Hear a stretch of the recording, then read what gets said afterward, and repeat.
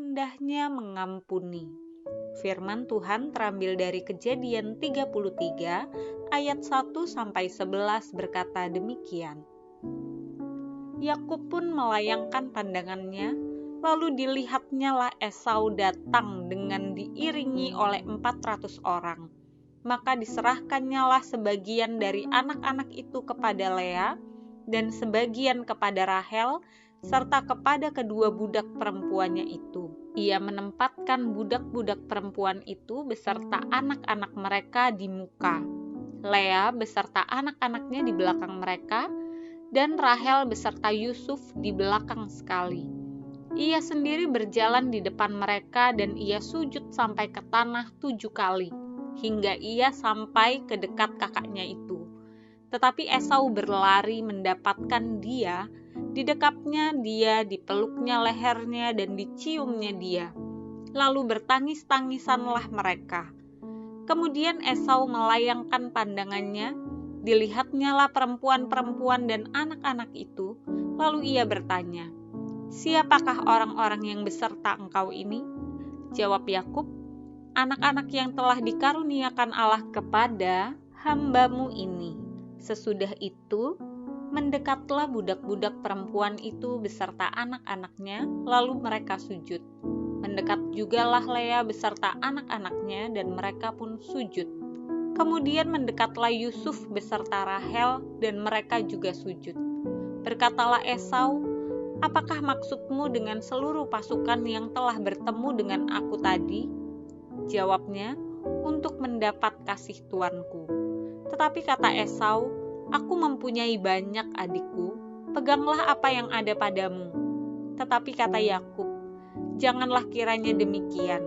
Jikalau aku telah mendapat kasih-Mu, terimalah persembahanku ini dari tanganku, karena memang melihat muka-Mu adalah bagiku serasa melihat wajah Allah, dan Engkau pun berkenan menyambut aku.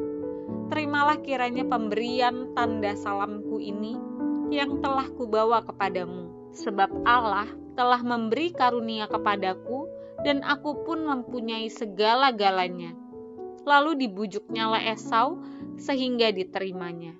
Pada waktu Pak Jacob meninggal dunia, saudaranya Pak Esau tidak mau datang, padahal di pemakaman begitu banyak orang yang hadir. Kenapa Pak Esau tidak mau datang? Ternyata Pak Esau masih menyimpan kebencian kepada sang adik. Ia berkata kepada anak-anaknya, "Sampai mati pun saya tidak akan memaafkannya." Apa yang dikatakan, ternyata dia buktikan. Berbeda halnya dengan kisah Esau di dalam Alkitab.